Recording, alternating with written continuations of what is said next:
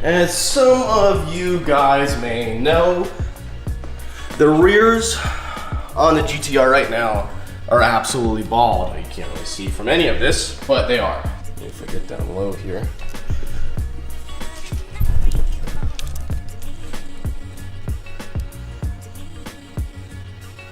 Which is still better than my right tire.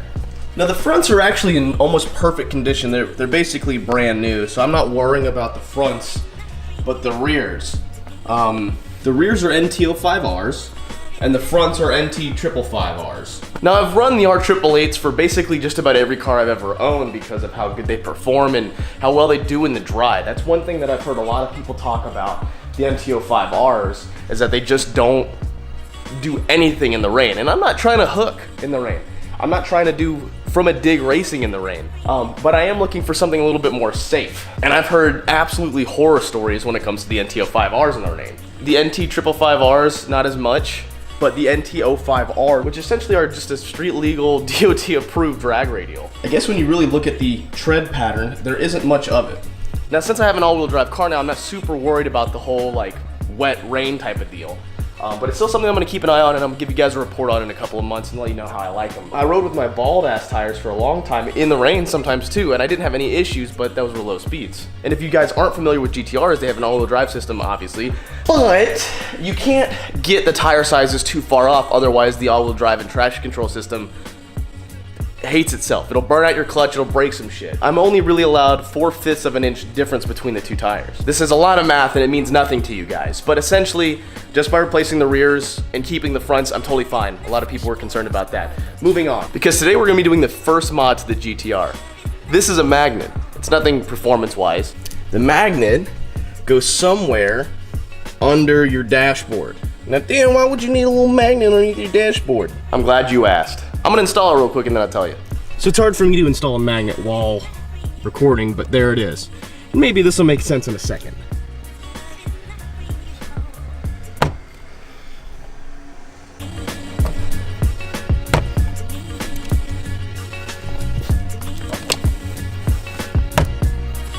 Does that make sense?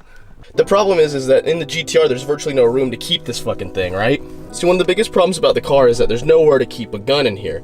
I tried in my little center console and there's no room there, and I carry every day. So usually what I would do in the Corvette is that I'd unholster my firearm and then try to stick it between the seat and the actual body here, and that way I would have a quick access to it if I needed it. But in the GTR, the seat tolerances are a lot tighter and there's a little less room in here. So I don't have the room to do that in here with.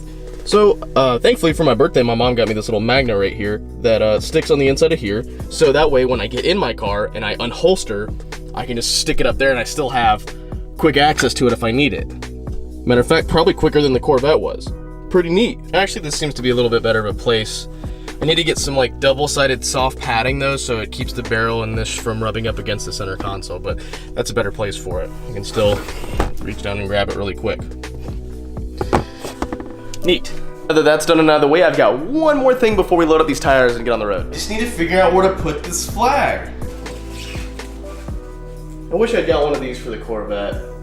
Oh yeah, all right. Now I just gotta figure out how to get two tires in this car. Aw, snap. All right, got one in. I guess second one's riding shotgun with me. Yo, you gotta do what you gotta do, I guess. Here's a quick update on the wood too, man. Look at that. Look at that shine. I'll do one or two more coats. Hit it with some steel wool to smooth it out a little bit. That'll be perfect. There's the tire size if you're curious. You know, if you guys ever need any tire or anything like that done, come over here to Weaver Brake and Tire, and they got me in right away. I couldn't get a hold of anybody, but these guys hopped me right in. I was like, hey man, can you guys put me in today? And they're like, yeah, come on back. Super simple. And man, my tires were bald. They were dead, gone, no tread on them whatsoever. Like basically just a slick at that point.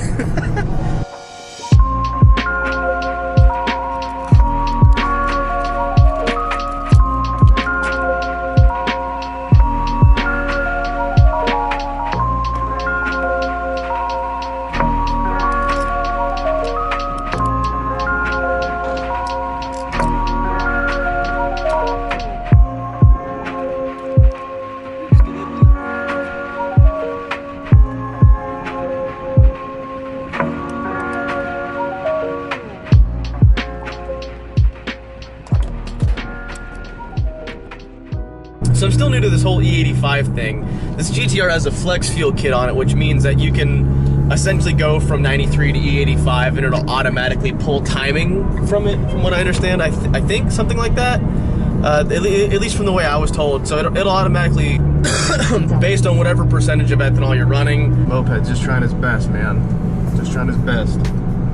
It's okay, Moped. I'm gonna keep people off your ass for you. No worries. I gotta make a right turn anyway. Just keep doing you, dude. Just keep doing you. Stress level absolutely 0 back here, man. No worries. Mostly because I'm turning. But, you know, you do you, boo-boo. But yeah, so I still don't really understand the way, like flex fuel necessarily works. It's a noticeable power difference. I mean, when I have at least any E85 in the car at all, I can feel the power. It's a huge difference. I'd say almost 50, maybe more horsepower. But I only had about half a tank of 93 in there. I usually try to wait till I'm absolutely empty on 93 to put it in, E85, but there's no E85 near where I live. So I'm out here in Marietta trying to get gas. It's a pain in the ass. I also might step away from like the vlogging camera setup for a little while and stick with this little hand cam that I have here, just because it's so small and simple. It slips in my pocket, you know, like my dick, and it's easier to carry around than my whole like actual vlogging setup, and that's what's been kind of deterring me.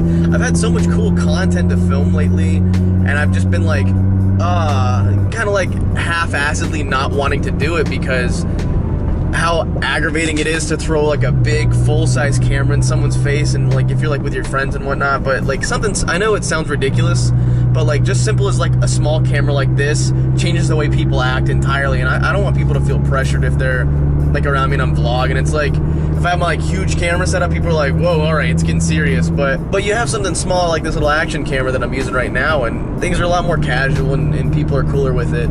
It doesn't feel like as much of a big deal. And I also want to say I'm sorry I've been doing too much GTR stuff lately. Like I have so much, like, want to drive this car so much.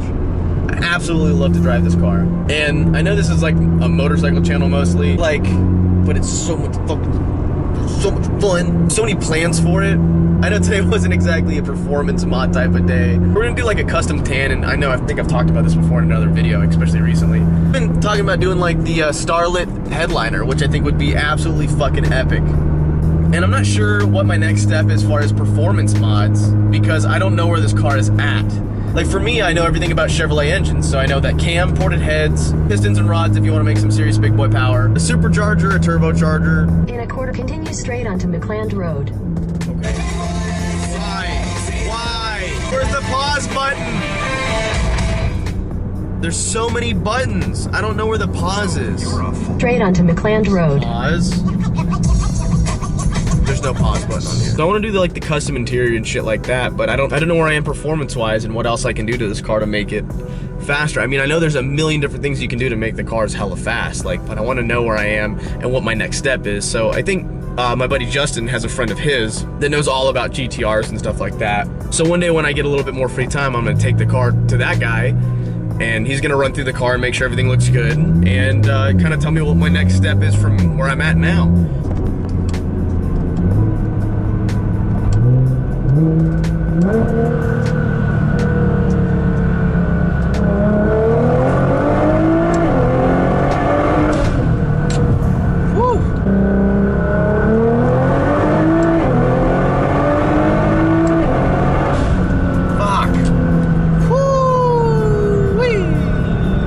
Yeah, it's certainly more noticeable with a little bit of E85. If I did like an actual full tank of E85, it gets pretty stupid.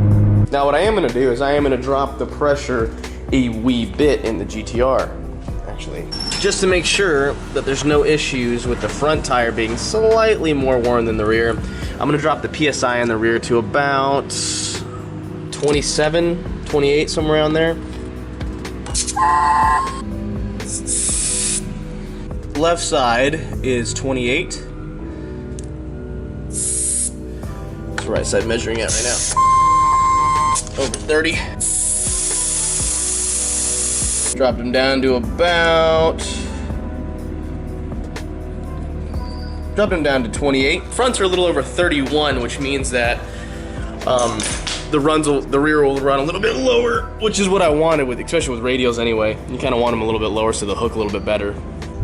And this all acquaints to that thing I was talking about earlier about having different sizes in the front and the rear of an all-wheel drive car, especially like the GTR. But that should prevent any issues.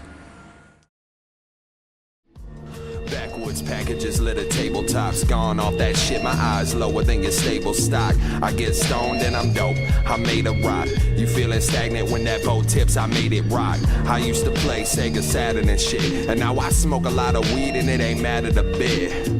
Blood splatter on the back of the whip, I backed up with the strength of the piston of Mac trucks. You ever seen a grown man crumple into a puddle? Man, I ain't have a move left, I couldn't do nothing but struggle.